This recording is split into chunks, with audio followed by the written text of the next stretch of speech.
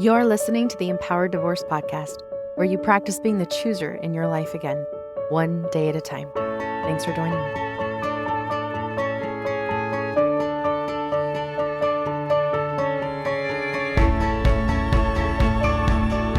Hello, my amazing, beautiful listeners. Welcome. Thank you for joining me today, for taking the time to be with me. It means so much. The podcast group, or as I've heard it called, the Pod Squad, is growing in numbers, and it's so good to see. I love knowing that more and more women are getting information and feeling support and heard more than I ever did going through this over a decade ago. So thank you for spreading the word for those of you who share it and give the reviews and all the things. I also wanted to remind everybody that the Dating from Within workshop dates have been set January 8th through 10th. It's 3 evenings with me for a couple hours. They are all recorded. You get a workbook, coaching, so much information. Oh my gosh. When you register, you'll get access to a portal. You'll get the workbook. I have a couple things you can start working on right now in preparation for that workshop. We're going to have a live Q&A at the end with my husband, Scott Woolsey, where you get to ask a guy anything, all the questions. But really, this workshop is for anybody in any stage. So if you are writing off men and you don't want anything to do with it, that's great. We still need to learn how to date yourself. If you are dating and you're still feeling a little trepidatious and worried about getting hurt again, and is this really the right one? And how do I know what healthy really looks like? We're going to cover all of that. So go to amiewoolsey.com, Dating Within Workshop, or just click the link in the show notes and register for your spot today. I am so excited for it. And what a great time for New Year's, right? New Year's resolution, that whole thing. Okay, let's get into the episode today. How many of you wish that you could just stop caring about what people think? Or do you find yourself focusing more on what others think about you than what you think about you? Or how many of you could rattle off everyone else's need, like your kids, your friends, maybe even your ex? But if I asked you what you need, you would totally draw a blank. Maybe you find yourself stuck wanting others to see the truth, even about your divorce. You just need them to know that what they're seeing on the outside is not who your ex is on the inside. You care a lot. You care about a lot of things. And sometimes that caring can really paralyze you or keep you stuck. I remember the time and energy that I spent trying to explain, to prove, to get my in-laws, maybe a couple friends, but it was really my in-laws and actually at the time, church leaders, people in my church congregation, but really anyone that was believing his lies. I wanted them to see the truth. It was a deep drive and I was very motivated. In fact, I know this might feel extreme to some of you, but for me, it really gave me this feeling of not being safe for people to not know the truth, if that makes sense. I really wanted them to see my pain. I wanted them to see the reality of what he had done, and it would consume me. And there were times when I wished I didn't care. Why do I care so much? I wish that I could just let this go. For a time, it really felt impossible to let that go. It felt like I was going against something inside me that I actually liked, even. Like I wanted to care about people, but on the opposite side of the pendulum, I wish I didn't care so much, specifically about needing people to see who my ex really is. The truth was I had this a little mixed up, and you might feel the same way, because really you can't completely stop caring, and you're not supposed to. We are wired for connection. What I really want to talk about today, and why I named the title of this episode is How to Care Less, is because there is no such thing as not caring at all. In fact, if we are in that place, we have swung way on the other side of the pendulum, which I'll talk about here in a minute. It's really learning how to balance out this caring part of us. For those of you who run a little more on the anxious attachment style, then you are really going to resonate with this. Because when you've gone through betrayal and divorce, you might notice how much energy goes into trying to make sure that people understand your story. You want them to know the truth. You want them to see your heart. And I did this with my kids even. I wanted my kids to know, look, this wasn't my idea to blow up the family, right? This wasn't my doing, in a sense. Yes, I filed divorce, but there was a reason why I felt I had to. And for a time, I was really hung up on wanting them to know all of those pieces, right? Like I wanted them to see that. thinking that maybe it would make them not hate me or be mad at me or blame me or think that I was the problem. I wanted them to know that, no, your dad's the problem, right? Like that's just a very real, I think, normal human thing to want and feel and experience. And again, I think being more anxious as I am, there was a heightened level of that running in the background for me. Just that need for others to understand and even approve of my decision. There were certain people in my life that I felt like were disproving or judging. And so I noticed that there was a lot of energy going into that needing approval as well. When our energy is so focused on that, this is where I think we really start to lose ourselves. But again, there's an underlining reason why this happens. And I think attachment theory can really help explain some of this.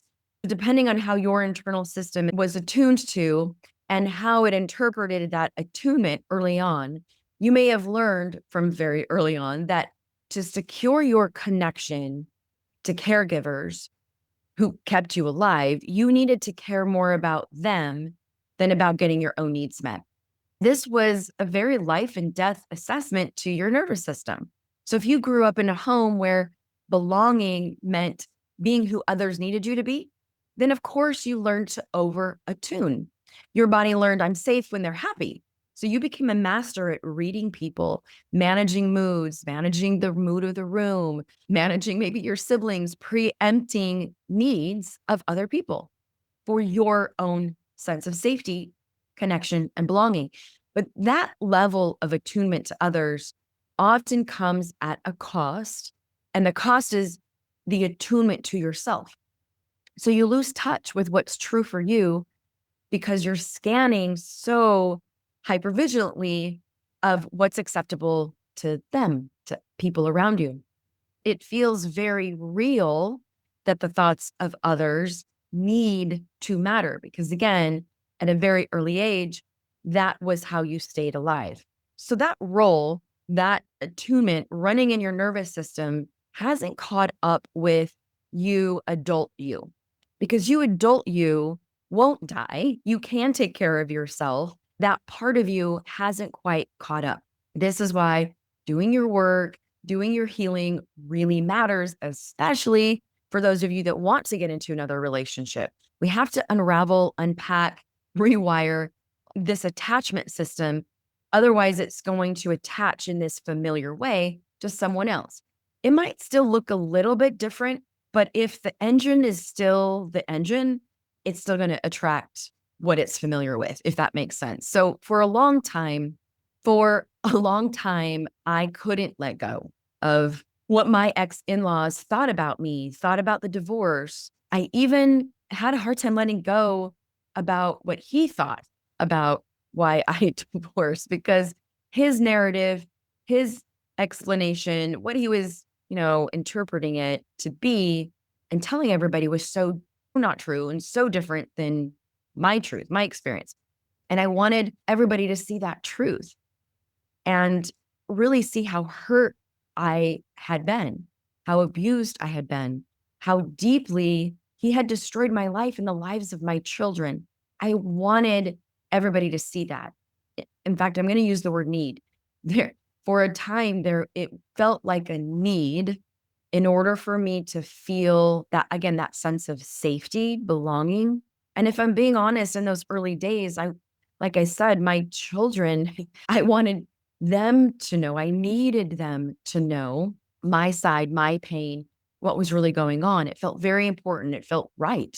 So when my therapist told me that my kids needed to figure things out for themselves, or that my in-laws didn't need to believe me or my reality for my reality to still be true, I honestly hated that idea. I didn't like that. And it felt scary. It felt like an injustice, even. And that sense of justice, when justice had been robbed, right? I had been robbed of my justice, robbed of my agency. Holding on to any sense of justice was like my fingers were gripped really tightly around that concept, right? I wasn't getting any accountability from him. There wasn't any acknowledgement, any ownership, any apology. So this sense of needing people and caring what people thought about me, my decision, all the things, caring, overly caring, was also attached to justice. So my fingers were wrapped really tightly around that. Trying to peel my fingers away from that felt really, really hard. I remember there was this part of me that, in an attempt to try and peel my fingers off this really tight grip, I remember telling my therapist this, like, okay, fine, then I just won't care at all. Like, is that, I'm just going to really try hard to not even care at all. And what I was doing there was swinging way on the other side of this pendulum. I want you to consider the difference here, that there is a difference between caring less versus not caring at all. I really want to point that out today, because saying, I don't care what anybody thinks, it can sound strong. I'll be honest, right? It can sound really strong. And I actually hear that a lot. I don't care what anybody else thinks anymore. I'm doing whatever the hell I want, right? Going, again, way over to the other side of this pendulum. That's often just the pendulum swing of protection. That's avoidant attachment dressed up as empowerment. The goal isn't to harden ourselves against caring about what people think. The goal is to discern. So caring less is about discernment. It's about knowing whose feedback really matters and when.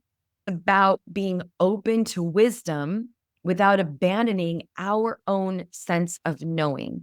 Going back to how I learned to show up in my relationships was to overly care at the expense of my knowing and care more about what others think. And there was even this sense of, if I care less about my knowing, my needs, what I think or what I want, there was this part of me that also got the idea that that was noble or even righteous, good, kind, like that was the right way to be.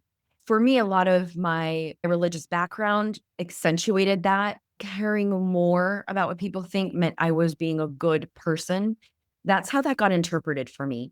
Going through divorce or even after, there's going to be a lot of opinions from others, and some of it, not most, is going to be unsolicited opinions. And without a strong sense of your own knowing, then it can be easy to get caught up in what others think, including your ex, right? How many of you might still really be stuck in all the things that he's saying to all the people, or even saying to you, right? How many of you are getting those emails of him accusing you and you're this and you're that and you're the problem, however that's coming out? If you find that your energy is being taken up with caring a lot about what he's saying to you, I would say we have some work to do on increasing your own sense of knowing your truth and caring for yourself. I also see this with just general feedback from people. Sometimes I even see this where you might find yourself getting a lot of feedback from other people. So you're trying to make a decision, you're not quite sure what to do. And without your own sense of knowing, own secure attachment to self, then you might find yourself asking and talking to a lot of people, asking their opinion about your decision or your circumstance or your situation. Well, what do you think? Well, what are your thoughts? Or what would you do? Right. And gathering that information, and it feels really useful, can feel really useful. You're gathering that information from a lot of different people. What happens, again, from this overly caring place, is that other people's thoughts, opinions are going to hold more authority than your own voice inside you. That's the balance that we're trying to cultivate here. When we're out of balance, when we care more about what others think, and we allow the opinions of others to overtake our own, there's going to be a trade-off. And that trade-off is usually between authenticity and connection. Dr. Gabor Mate actually talks about this as one of the deepest human conflicts, that tension between authenticity and attachment. So authenticity is our ability to stay connected to our inner self or inner truth, to know what we want, to know what we feel and what we need, to be able to express that honestly with ourselves and others. Attachment is our drive to stay connected to others because, as again, children, our survival literally depended on that. When those two needs come into conflict, a child will always choose attachment over authenticity. They're always going to choose connection and belonging over what they need or want, what they think, because losing attachment is going to feel like death to a developing nervous system. So again, if your caregivers couldn't handle your truth, your anger, your boundaries, or even your needs, then you learn to tuck those parts of yourself away to stay connected. So you learned it is safer to be who they need me to be than to be who I really am. And that pattern that gets developed at that young age doesn't just disappear when we grow up. So as adults, that early conditioning is going to show up as people pleasing, over functioning, and constantly monitoring other people's emotional states. And so that's if they're disappointed, I've done something wrong. This is how this might look or sound. If they don't approve, then I need to change. If they're upset, then I'm unsafe. The relationship is in danger. I might lose that connection, that belonging. That nervous system is confusing belonging with safety. What we as adults are needing to shift and now embody in that nervous system is that real belonging can't exist without authenticity. So rather than having to choose between the two and split them up, the real healthy, secure attachment is that real belonging can't exist without it. When you sacrifice who you are to keep attachment, to keep a relationship intact, what you have isn't connection. It's not real connection. It's compliance. And compliance will never feed your soul. It will never be truly sustainable. I see this dynamic show up a lot after betrayal, which is why doing your own work after betrayal before you get in a relationship is really important. You might have spent years walking on eggshells, bending and twisting to keep the peace, trying to read every shift in your partner's mood or tone. And that survival pattern becomes so integrated that even after divorce, you can catch yourself doing it with your friends or family or coworkers. You're still trying to earn connection by giving pieces of yourself away. Real healing means just starting to recognize these patterns and recognizing how this might be showing up for you. Just reminding your system that your authenticity, you showing up as you, no longer threatens your safety because you've got your own back. It's learning that the relationships that are meant for you, that are healthy for you, will not require you to abandon yourself or your truth, your authenticity. It's realizing that you can be connected and authentic, but only when connection doesn't come at a cost for yourself. In your healing journey, when you start reclaiming a lot of these parts of yourself back, something powerful really is going to happen. You stop chasing belonging. You stop chasing that desperate need to care what people think or change what people think about you. And you really start embodying just you, believing that just you really is enough. And this is where I see that foundation of self-trust really start to be laid. When I say care less about what people think, what I really mean is trust yourself more. Self-trust is not just some abstract idea. I know it gets thrown around a lot on social media, but it really shows up in very small daily moments, like saying no thank you to someone's opinion or feedback, not feeling guilty about it. Someone, you know what, I really don't think that you should do such and such with your kids. Yeah, no thank you. Right? Just even energetically, even if you just say that in your mind, like, thank you for sharing, but no, like pushing that back to them. And this isn't about being rude or dismissive. It's honoring what you know. I know my children better than anybody. So getting feedback about my children, like, thank you. Maybe I can take some of that into consideration, but it's never going to hold more weight over my own knowing anymore. Self-trust looks like no longer labeling yourself as mean or which with a B just because you set a boundary and declined input or didn't ask for it. I actually had a friend that was deeply wounded that I didn't ask her opinion or inform her about my decision to divorce. And I'll be honest, at the time, I felt bad. I felt like maybe I should have, that I was rude. I'm embarrassed to say that now, but based on where I was at the time, I get it. But I apologized because her hurt feelings about my decision I cared more than my own sense of knowing and decision and my feelings. So yeah, I did that because I didn't trust myself at the time. I was barely hanging on at the time. So self-trust and caring less and more about your emotions and your knowing, your sense of truth, it means that you can hold your truth very gently, but firmly. When you know what you need, you know what you want, and what's right for you. And I'm going to add a little caveat because sometimes, well, I don't know what's right, but you might have a general sense.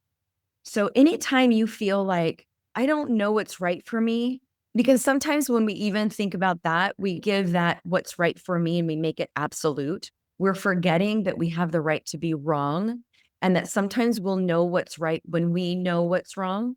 Does that make sense? When I say you know what you want, you know what you need, and you know what's right for you, in that you also are willing to be wrong.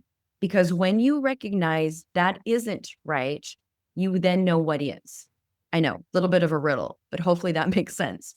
Because when others don't agree or don't understand or maybe even disapprove, it doesn't automatically mean that you're wrong.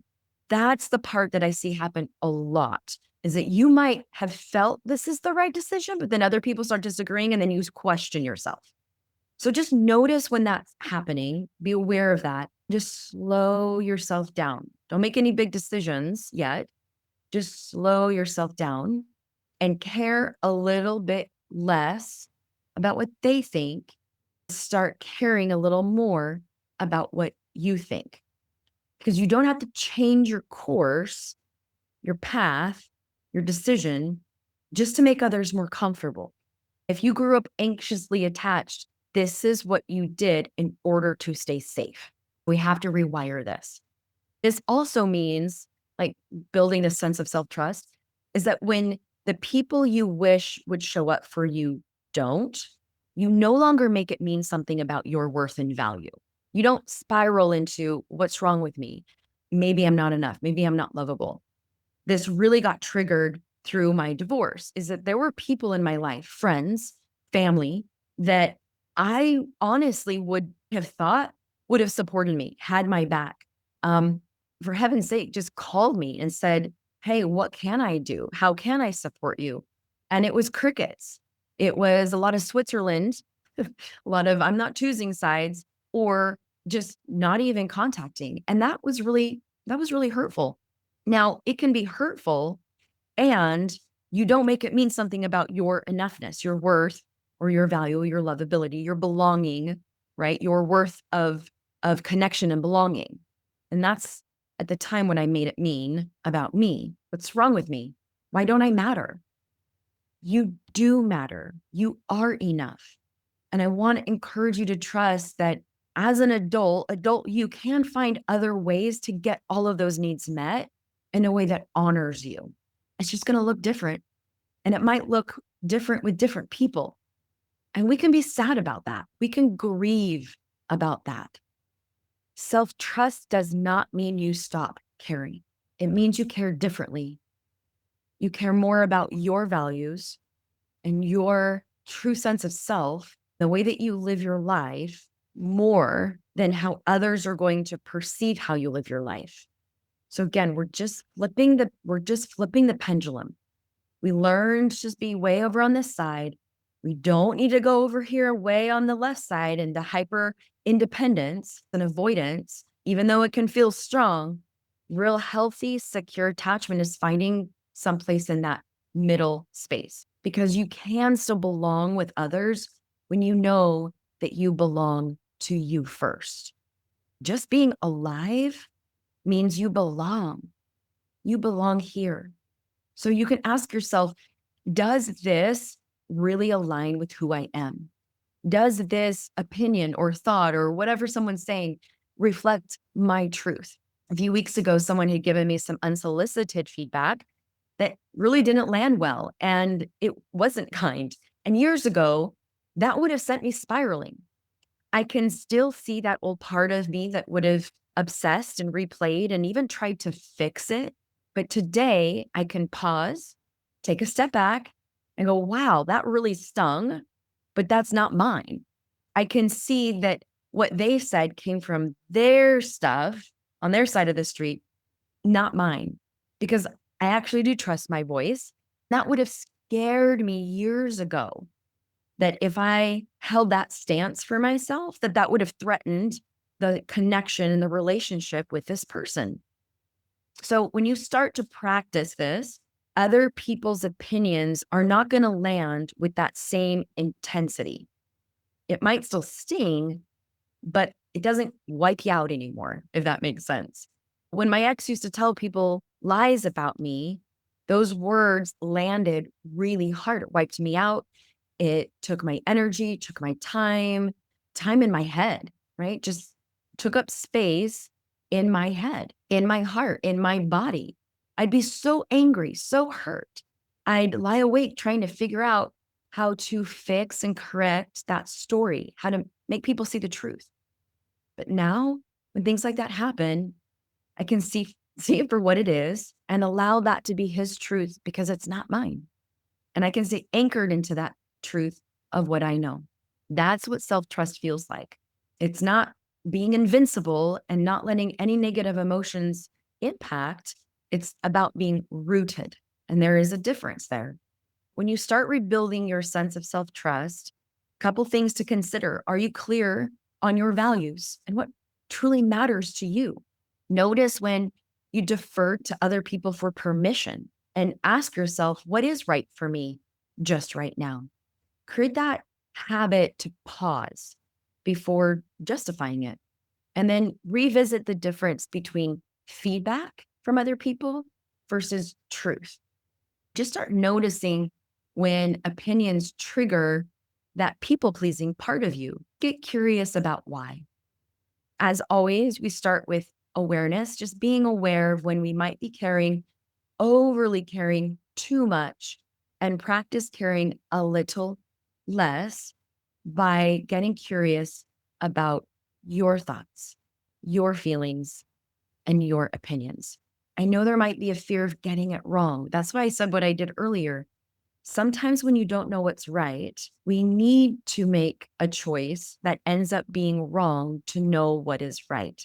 More often than not, that is how I have learned to be the creator in my life, by creating something that didn't work out, that didn't play out the way that I expected, hoped, or wanted, but that informed me about what that next right step really is. And I got to create something completely new. So learning to care less isn't about being careless, it's about reclaiming your own inner compass. You're going to care because you're human, because you're kind. Just stop outsourcing your worth for other people's comfort. Then you will really start to be the creator of your life, because that's really where freedom and choice comes from, because you are the chooser in your life and you get to create the life that you want, because you can. Take care, everybody.